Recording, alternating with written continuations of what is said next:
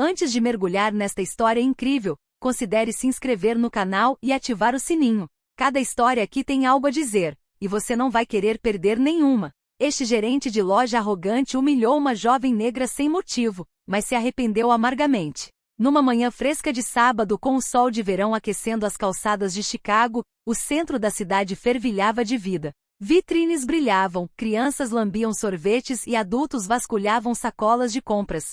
Dentro da loja de departamentos Barton e Lane, a atmosfera era frenética. Uma música suave pairava no ar, misturando-se aos murmúrios das vendedoras e às risadas abafadas dos clientes satisfeitos. No suntuoso hall de entrada, decorado com colunas de mármore bege, de plantas verdes cuidadosamente aparadas e de lustres brilhantes suspensas em tetos altos, Tanya Robinson, 23, entrou silenciosamente. Ela respirou fundo. Para ela, esta loja sempre representou um mundo inacessível, quase mágico. Quando criança, ela passava por ela apertando a mão da mãe, sonhando com os manequins congelados na vitrine. Hoje, ela entrou com o coração leve. Ela havia economizado algumas notas para comprar um pequeno presente aniversário para sua mãe, que se sacrificou tanto por ela. Nada grandioso, apenas um gesto de amor, um cachecol macio, um broche elegante, algo que diga, obrigado mãe, não me esqueci de você. Ela usava jeans limpos e camiseta branca, do tênis usados, mas limpos, e uma mochila levemente gasta. Não é um acessório de luxo, não. Mas é prático. Tranças castanhas bem amarradas pendia de suas costas e seu rosto irradiava calma. Ela se demorou na seção de acessórios, passando a ponta dos dedos pelos lenços de seda pendurados nos cabides. Sorriu, imaginando a mãe usando-os no pescoço, elegante e sorridente. E então, de repente, tudo mudou. Um homem branco grande, cabelo grisalho impecavelmente estilizado, um terno azul meia-noite levemente amassado, apareceu como uma tempestade. Ele caminhou em sua direção rapidamente e confiantemente com o maxilar cerrado. Ele não parecia irritado. Ele parecia ofensa. Como se sua mera presença neste departamento fosse um erro a ser corrigido. Com licença, senhorita, ele disse em um tom seco e mecânico. Precisa de ajuda? Procurando algo específico? Tanya se virou, um pouco surpresa. Franziu a testa ligeiramente, mas manteve o tom cortês. Não, obrigado, senhor. Estou só dando uma olhada. Ela tentou sorrir, para acalmar, sem entender. Mas ele, Sr. William Carter, o gerente da loja, não estava sorrindo. Ele a olhou de cima a baixo, concentrando-se na mochila dela como se fosse uma bomba. Aqui, senhorita, a gente não só olha. A gente compra. E esta mochila? Ele apontou com um gesto lento e desdenhoso para o objeto pendurado em suas costas. Não é bem uma sacola de compras. Sabe, ultimamente temos tido problemas com jovens que se acham discretos. Ele levantou a voz, apenas o suficiente para ser ouvido pelos outros clientes. Por todo lado, o tempo parecia ter parado. Uma vendedora asiática que estava dobrando cachecóis, parou de repente. Um casal branco, escolhendo relógios, virou lentamente a cabeça. Uma adolescente assoprou um uau quase inaudível. Tanya sentiu sononós no estômago, com o coração batendo forte no peito. Ela tentou manter a compostura, mas sua garganta queimava. Você acha que eu sou um ladrão? Por causa da minha cor? É isso? Sua voz mal tremia, mas cada palavra tinha peso. Um grito abafado de dignidade. William Carter não respondeu. Olhou para ela como se olhasse para uma mancha numa toalha de mesa branca. Sem emoção. Sem vergonha. Ele pegou seu rádio preso ao cinto. E segurança. Preciso de um check-in no corredor 3. Imediatamente. Tanya abriu a boca e tentou protestar. Mas eu não fiz nada. Exatamente.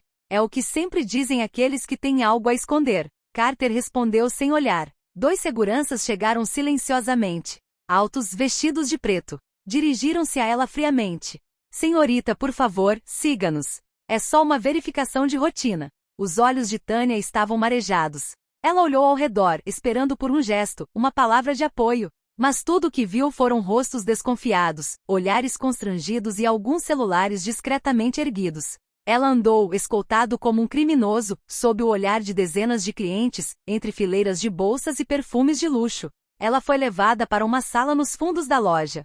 Pediram que ela abrisse a bolsa. Ela abriu. Não havia nada lá. Nada além de uma carteira, um caderno, uma garrafa d'água e um romance antigo. O segurança suspirou, envergonhado. Você pode ir. Nenhuma desculpa. Nenhuma explicação. Nenhum traço de justiça. Quando ela saiu da loja com as pernas tremendo, vergonha grudada na pele, ela entendeu que não era apenas um mal-entendido. Foi um julgamento. Uma sentença silenciosa baseada na cor da sua pele.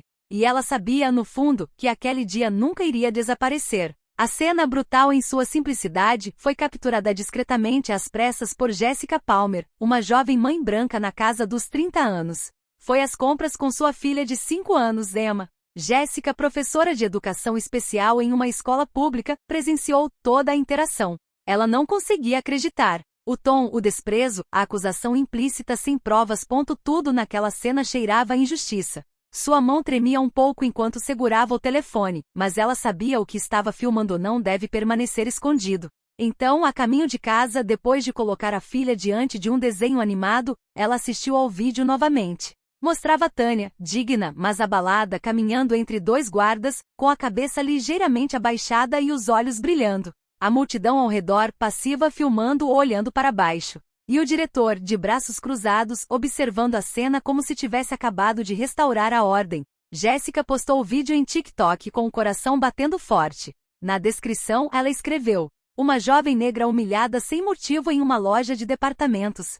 Ela não roubou nada. Ela não disse nada de errado. Ela estava apenas observando. Isso é América? Hashtag Justiça para Tânia, hashtag Racismo Cotidiano, hashtag Bartongate. Ela nunca imaginou por um segundo que o mundo iria tomar conta dele. Em menos de 24 horas, o vídeo já contou 1 milhão de visualizações.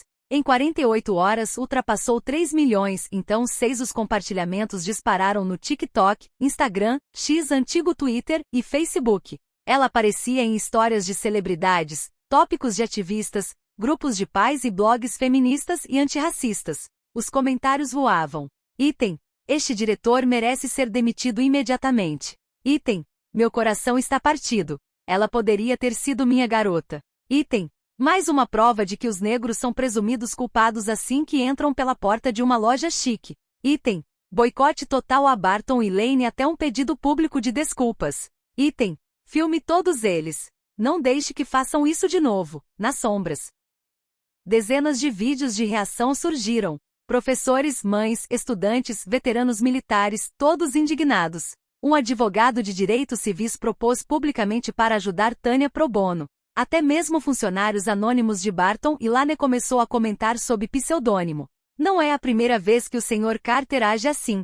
Ele sempre observa os clientes negros mais do que os outros.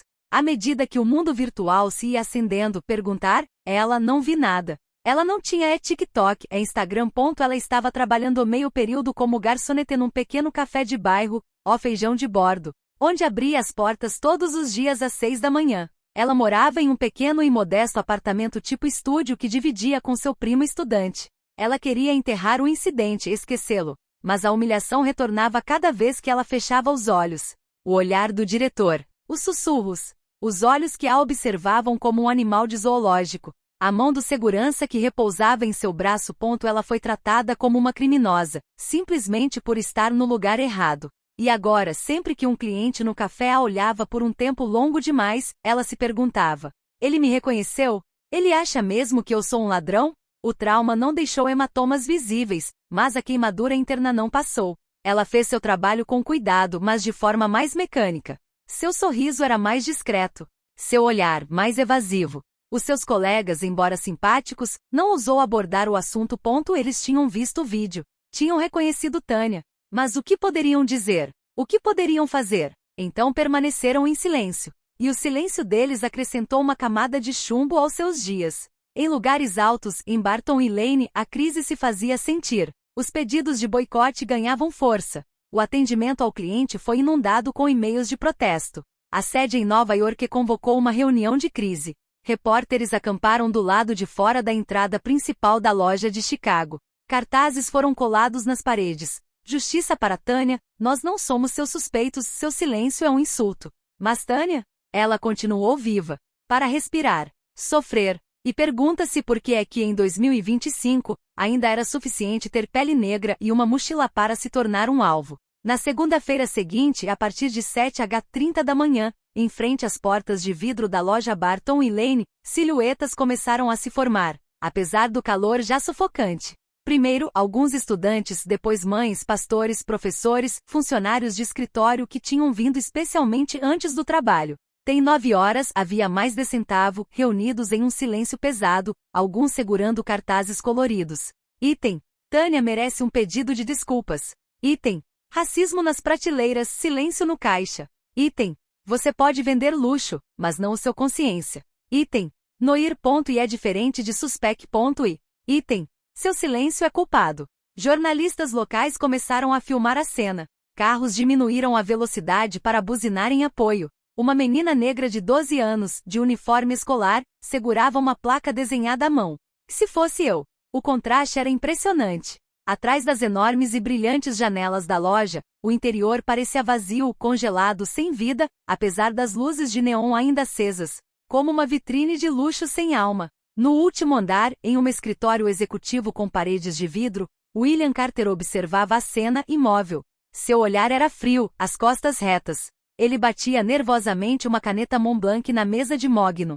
Recusava-se a admitir que aquilo o afetava. Agitadores. Redes sociais. Vai passar. Ele sussurrou para seu assistente, que não respondeu. Mas lá no fundo, uma rachadura estava se abrindo dentro dele. Ele não tinha planejado e o mundo viraria de cabeça para baixo com a mesma rapidez. Para ele, Tânia não passará de um chamado de atenção. Uma medida de precaução.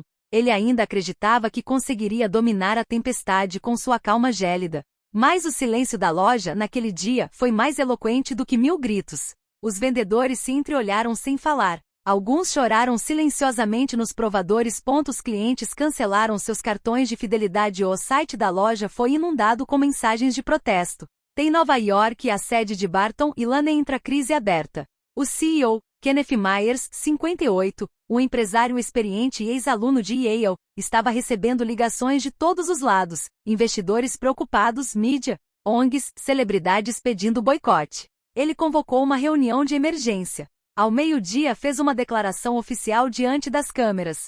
A Barton e Lane não tolera qualquer forma de discriminação ou assédio com base em raça, gênero ou aparência. Uma investigação interna está em andamento. Estamos comprometidos em tomar todas as medidas cabíveis em relação a este assunto. Mas o que fez explodir a situação era um vídeo postado no X, ex-Twitter, por um ex-funcionário da loja de Chicago. Derek Cole, 31, ex-gerente de departamento, afro-americano, apareceu em um vídeo posado, gravado em seu carro. Trabalhei para o Sr. Carter por 3 anos. Posso dizer que este não foi um incidente isolado. Era uma cultura. Ele fez comentários sobre meu cabelo afro, minhas camisas coloridas, meu discurso. Ele me negou 2 promoções. Certa vez, ele me disse textualmente: os clientes não se sentiriam confortáveis com alguém como você em uma posição de destaque. O vídeo se tornou viral em poucas horas. Depois vieram mais depoimentos. Uma ex-estagiária latina, uma caixa asiática, um supervisor mestiço. Todos descrevendo o mesmo padrão de microagressões, desprezo, supressão silenciosa. Era um jornalista local, Adam Reynolds, que conseguiu encontrar Tânia. Ele a abordou certa manhã, quando ela saía do café com uma jaqueta jeans no braço e um livro de bolso na mão. Ele falou com ela gentilmente. Não queria um furo jornalístico. Apenas oferecer a ela a chance de se expressar. Tânia hesitou por um longo tempo. Então, simplesmente disse: vou falar abertamente. Não por mim. Para que isso não aconteça com outra garota negra. Com outra Tânia. 2 dias depois, ela aceitou uma entrevista na TV canal local Notícias WCL9 no 7. Ela usava um vestido sóbrio, um visual firme, mas melancólico. Ela falava com calma, sem lágrimas, sem raiva. Apenas uma tristeza clara, profunda e pungente. Não quero ser vista como vítima. Não quero ser reduzida a este vídeo. Só quero ser vista como que sou, uma pessoa, um ser humano. Uma menina que só queria dar um presente para a mãe. Suas palavras ecoaram como um trovão silencioso. O set ficou imerso em um silêncio chocante. No dia seguinte, a entrevista foi compartilhada por Oprah, Michelle Obama e Ava DuVernay. Diante da pressão da mídia e do público, o conselho de administração a Barton e Lane foi forçada a reagir. Após uma reunião a portas fechadas, a seguinte declaração foi divulgada: o Sr. William Carter está suspenso com efeito imediato, aguardando ação disciplinar a ser determinada após a investigação. Não houve cerimônia, nem aperto de mão. Apenas uma carta, um distintivo desativado, e uma porta que se fechou suavemente sobre um homem outrora poderoso, agora caído de seu pedestal. Mas para Tânia, não foi uma vitória, não foi um triunfo. Foi só o início de um longo processo de reparação. 2 semanas após sua suspensão, William Carter foi oficialmente demitido pelo Conselho de Administração da Barton e Lane com uma cláusula clara: má conduta grave por discriminação racial comprovada. O comunicado divulgado nas redes sociais e na imprensa não menciona seu nome completo, mas todo mundo sabia seu rosto circulou em dezenas de vídeos.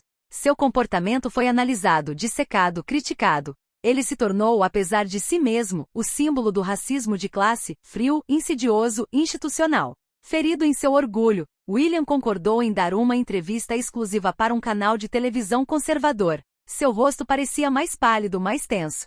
Suas mãos, embora acostumadas à fala suave, revelavam um leve nervosismo. Ele tentou se controlar, agir por precaução. Não se tratava de raça, mas de segurança. Sou profissional. E para quem se pergunta se sou racista, ouçam, tenho amigos negros. Meu vizinho é. Nunca tive problema com isso. Mas as palavras soavam vazias, como uma defesa desesperada, desgastada e arcaica. Nas redes sociais, as reações foram imediatas e massivas. Amigos negros nunca foram uma desculpa. Você não pode dizer, não foi racista, quando todo mundo viu. Não era a segurança que você defendia. Era o seu poder. A partir daí, o nome de William Carter tornou-se um veneno digital. Toda vez que tento me candidatar em outro lugar, os recrutadores digitariam seu nome no Google. E todas as vezes os resultados eram os mesmos. Item: trechos do vídeo. Item: artigos intitulados: o diretor que humilhou pergunte ao Robinson. Item: postagens virais pedem que ele nunca mais receba um emprego à responsabilidade. Item: capturas de tela de suas justificativas desajeitadas. Sobre LinkedIn, suas conexões diminuíram. Vários ex-colegas apagaram suas recomendações. Ele recebeu mensagens anônimas, alguns ameaçadores, outros simplesmente debochando. Ele deletou suas contas nas redes sociais. Chegou a cortar o telefone fixo por um tempo. Ele tentou se mover, apagar, recomeçar em outro lugar, mas o nome dele é precedido como uma sombra. Enquanto isso, a quilômetros de distância, Tanya Robinson estava passando por uma virada radical. Certa manhã, ela recebeu uma carta em seu nome, assinada pela Fundação Thurgood Marshall para a Justiça Civil, uma prestigiosa organização de direitos civis. A carta dizia: temos acompanhado a sua história. A sua calma, a sua dignidade e a sua mensagem nos tocaram profundamente. Gostaríamos de lhe oferecer uma bolsa integral para cursar direito, se desejar. Tanya releu a carta 3 vezes, sentada na beira da cama com a mão no peito. Ela chorou. Sem raiva dessa vez. Lágrimas de surpresa, de gratidão. Ela contou isso à mãe, que a abraçou por um longo tempo sem dizer uma palavra. 3 meses depois, Tanya mudou-se para o campus de uma faculdade no Centro-Oeste. Ingressou na faculdade de Direito com uma determinação silenciosa. Ela não estava lá por vingança. Ela estava lá para entender o sistema, para o desafiar de forma inteligente, para proteger aqueles para quem não olhamos. Ela estudou muito. Fez amizade com outros estudantes dedicados. Participou de clínicas jurídicas para moradores de rua, workshops sobre direitos civis e conferências sobre desigualdade sistêmica. 1 ano depois, Tanya foi escolhida para fazer um discurso por ocasião da cerimônia anual da fundação que lhe ofereceu sua bolsa de estudos. Diante de uma sala lotada, professores, ativistas, jurados, estudantes. Ela subiu ao palco, vestindo um terno azul escuro simples, mas elegante.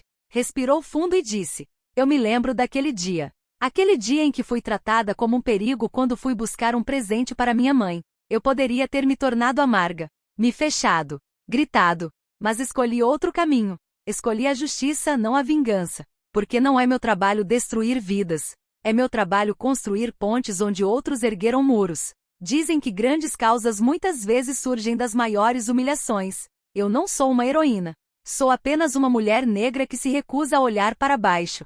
Houve um silêncio total. Então, como uma onda, uma ovação de pé surgiu, espontâneo, poderoso, comovente. Alguns choravam. Outros se levantavam lentamente, de mãos postas. O momento em que Tanya Robinson deixou de ser apenas a garota humilhada em uma loja.